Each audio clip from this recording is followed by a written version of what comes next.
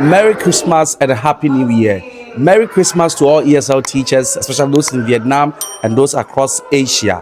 This video is about how to teach kindergarten class, starting from grade 2, grade 3, grade 4, grade 5. They are essentially happy about studying with a foreign teacher. Some also get afraid. Now, these are the tricks and steps to use to teach a class. Now, over the course of this academic year, I have taught a number of kindergarten classes. And so I've come into contact with all the type of ESL kindergarten kids, the naughty ones, the good ones, the loving ones, the bad ones, and those who even show you pepper. Stay and stay with me. Don't forget to like, comment, and subscribe, and share the video to brothers and sisters. The first step in teaching kindergarten kids is show these kids love. Let them love you back. Some of them may have seen a foreigner for the first time. Some of them may have seen a dark person for the first time. And so if they see you, they are afraid of you. Most of them too are very curious. Like, how does he look like? Why is he black, or why is he too white? Why is he not like us, yellow? So most of these kids will love to come closer to you and see, but they are afraid. The same way when you see someone and you wish to get closer to the person, but you are uncertain about how the person is thinking, how the person will react, is the same with this case. And so when you have a class like that, the first thing to do is to let the kids know that you are there for them and they are there for you. Show them love, give them high fives, give them stickers. Now in your first minute, maybe if you are teaching them, they wouldn't respond to you. They'll be quiet. They'll be looking at you. What is he going to do? Is he a loving person? Is he an annoying person? Okay. So what you do is that whoever responds to what you teach, give them stickers. Give them stickers. Give them high five. High five. And you see a number of them falling in love with you and then getting closer to you. That is when they even start to follow your class. If you haven't done this, don't enter a kindergarten class and all of a sudden expect them to be seated with hands down and listening to you and responding like you'll be teaching primary or even secondary kids. It doesn't work like that with kindergarten kids. So that's the first thing you need to take note. Second, put yourself into the mood of the kids. Put yourself into the mood. So if you go into a class and the kids are already excited, they are jumping, they are moving, they want to play ball, they want to do this, and you decide to suddenly ask them to sit down, keep quiet, put your hands, they will mind you. Or even if they mind you, they will disturb you. So get yourself into the mood. If they are playing, also roll that with them. Start playing with them. Let them know that you are part of them. Start with a warm-up song. Warm-up song is basically something to charge them before you even get into your lesson. And the warm-up song doesn't only do that. It also helps you get to know the kids, and it also helps you with the time. You understand? So if you have a 1 hour class, let's say you can do warm up for let's say 5 or 7 minutes, and 7 minutes is gone. So choose your warm-up songs carefully and practically. My warm-up songs I choose are mostly to help the kids speak. Example: hello, hello, hello, how are you? Hello, hello, hello, how are you? I'm good. I'm great. I'm happy. I'm sad. I'm sad. I'm so sad. I'm sad. Let the kids know the feelings. You understand? Get them to it. I'm happy. I'm hungry. So that's one example of a perfect warm-up song. And there are a number of warm-up songs. Walking, walking. At other times, you can also decide to walk with them. Walking, walking. Jump, jump, jump. Jump, jump, jump. Running, running, running. Running, running, running. And don't just do this test. Now, whilst you are doing this, make sure you also add the total physical response, TPR. Now, teaching a kindergarten kids, always put in mind that the kids may not necessarily understand what you are saying, because they've been speaking Vietnamese since they were given birth to, and so some of them can speak Vietnamese. But English is a completely new language which is not spoken in their community, and we are come to teach them. So one essential thing you use in teaching language is total physical response. That is basically like sign language. So if you are saying, I go to sleep, you do this. I go to sleep. Sometimes you can even do this. For the kids to know that, oh, you are snoring. Okay, so, okay, he's sleeping. Okay, I go to sleep. I can run. I can play guitar. Pum, pum, pum, pam, pam, pam, pam, pam, pam, pam, pam, pam. Because, oh, okay. Oh, I've seen somebody play guitar. Okay, so teacher wants to say you play guitar. That is one of the easiest things the kids learn from. And so if you watch most of ESL videos, you get to know that they'll be doing actions. Actions help the kids to learn very well and very fast. It also helps them to memorize. If you are teaching English, try to apply total physical response, and it will go a long way to help the kids understand, follow, and remember your lesson always. So try to use that, especially in kindergarten kids. So I don't just teach the kids in isolation. If I'm teaching walking, dancing, I will actually dance. I will move. I will walk with the kids. I will hop with the kids. So you can see in the video, we are hopping, we are hopping, we are crawling, we are swimming, and we are moving. So that is one essential thing you should never take for granted. Total physical response in all lessons that you do. Engagement, and using activities to teach the kids, which is also very important. Now, one of the things that decipher between a very good ESL teacher and a very bad one is activities. Games fall under activities. So sometimes you can play games, but not all the time, especially if you have a very short time or a very big class to deal with.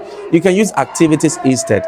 Now, one of the activities I use in this lesson I'm teaching is helping the kids identify their own toys. So in this particular lesson, I taught them colors: green, yellow, blue, red. I taught them 3 colors basically: red, yellow, and I think green or so. Yes. So I engage these kids. I help these kids teach them the colors. Then these kids have a lot of toys in their classes. If you go to the Vietnamese kindergarten class, they have a lot of toys, which they do it by themselves together with their teachers. So they have a number of toys of different colors. In this particular lesson, I didn't carry a number of toys, so I decided to use their own toys. So now, after teaching them, I asked them to go find me color red. I've shown them red. Now I asked them to go and look for color red in their toys. And all of them will just keep running helter-skelter, going to look for color red and then bring it to me. Now, they keep searching. Then after bringing the colors, I introduce something nice. So the microphone that I use to teach, now I give them the microphone and then they will tell me the color they have. And that's what they'll be shouting: red, red, yellow, yellow, green, green. Now, the sound of speaking into the microphone and the sound bouncing back and they listening to themselves speak is also another interesting and fun aspect of the whole teaching, to the extent that, and that makes everybody to participate in the class. Everyone participates. They want to speak. So now I tell them color yellow, go and get me color yellow. And everybody runs helter-skelter, go look into the toys and then try to get color yellow, bring it and then tell me what color is it. They tell me yellow, yellow, yellow, yellow, yellow, yellow. Then I come to red, they still run. Now, one advantage of this is that the kids are learning through games. They don't know they are learning. Kids go to school thinking they are going to play games. That's what, if you ask kindergarten kids, what do you do in school? They'll tell you, I play game, I sing music. They don't go to school thinking they are going to school. They are going to school. They go to school knowing they are going to play games. And so that is one fun aspect of it. And so all of them. Then now, I ask them to now come and then bring their colors, and then we list them. So color yellow, red, and is it green? Yes, yellow, red, and green. We list them. Then when I'm done, I now ask them, I call them one after the other to come take green, take yellow, take red. Now go and take it back. Send them back. I'm essentially packing back the toys that they brought in. Now, we've mixed and jumbled their whole colors. The teachers of these classes are not very happy, but I tell them, hey, let them play. They are playing. Kids play. Kids learn through learning. You understand? So let them play. What are the toys for? Allow them. Then I keep the teachers quiet, and the kids are able to play with the toys they have. You understand? So the kids now take these toys and then return them back one after the other. So I'll tell you red, and that also helps them to recognize the color. So I say red, then now you take red. Green, you take green. Yellow, you take green. Don't forget, they've already spoken. They've already said red, yellow, yellow. So I'm teaching them recognition and then speaking. They should be able to recognize and touch or lift and then mention the names. So now they take it back, and I must admit it's really helped the kids. Now the next point is asking the kids to speak. Again, we make a sentence.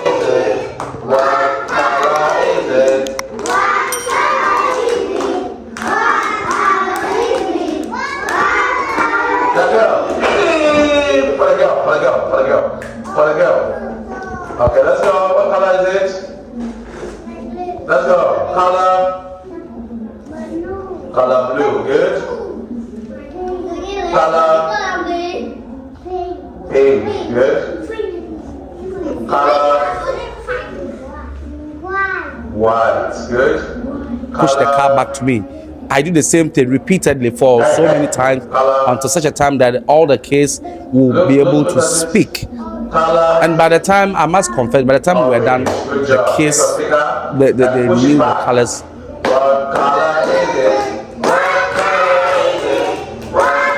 The next thing was introducing a structure to the colors.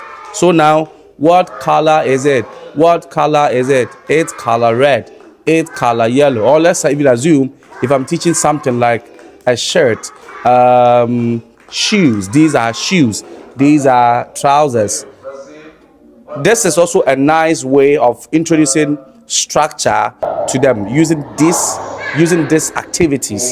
So instead of making them sit down and making them these are shoes, these are trousers, I rather they stand up, then they move like this, that is going on.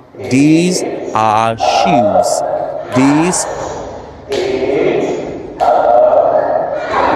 And I must admit, the kids love the activity. They love to do it. It's fun. It's engaging.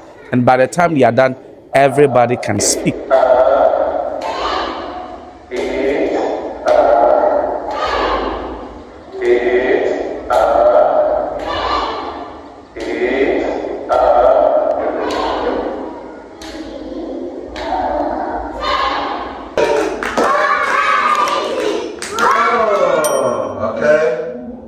Let's go. Color blue. Good.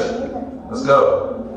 Next one. These and many more things can help you achieve a wonderful class. I must say that this particular class was one of the class that we had problems because according to my boss, I mean, they are not exciting. Every teacher that goes there, they are quiet looking at them. So I had to plan well to go and execute this class, and I must say I did it. Now, these are some of the things I've learned over the months because, like I said, I've done a number of kindergarten classes. So when you are teaching kindergarten class, always identify some key students who are good. You, by your interaction, you get to know that, okay, this person is good, this person is good, and let them become the lead. Let them lead the class. So they are the same benchmark you use to assess your lesson. That okay, I've taught well, or they've understood, or they've not understood. So when this case can reproduce and can actually point what you have taught them, it means they've gotten it. By just some of them, it takes some time for it to sink. Now you can use those cases as lead when you are playing games for them to mention what you have learned. Then you introduce other students. Use the case who are good and then use it to introduce to other students. And then by so doing, the case will be learning from their colleagues, and then those who know will be teaching those who are also yet to get it, and then you'll be good. Now, one last thing to do is that always ensure to sing your goodbye song. Bye bye, goodbye, bye bye, bye bye, goodbye. I can clap my hands, I can stamp my feet. So, what this does to your class is that even for those people or for those students who couldn't get any lesson, at least they will go home singing bye bye, goodbye, and that is a plus for you. And what happens, according to research and according to stories, is that most of the case when they get home and their mothers ask them, what did you learn today? What they could tell them from the first lesson is, we learned bye bye, bye bye, goodbye, bye bye, bye bye, goodbye. And the parents are like, wow, my kids can now sing English song. Oh my God, they're so happy. So always ensure that after going through your class, you spend at least 1 minute to sing a goodbye song, because that is what will save you, the teacher, to get a number of the kids registered to your class, because That is the last thing they are leaving your class with. And you know the case, it takes time for kindergarten kids to get what you are teaching. So one essential thing is repetition. Always keep repeating what you've taught them. Keep repeating. Keep repeating. Repeating is very important in teaching ESL, especially kindergarten kids. Repetition, repetition, repetition. Because it takes a long time for what you have taught them to sink. You have a few of the kids who can absorb it very quick, but a number of them, repetition, keep reminding, even when you are finished, keep reminding them. And so that's also another thing you should also take note of when you are teaching ESL kids. I hope these tips will help you have a successful ESL class and you'll be happy like some people are doing. Don't forget to like, comment, and share and subscribe to the video.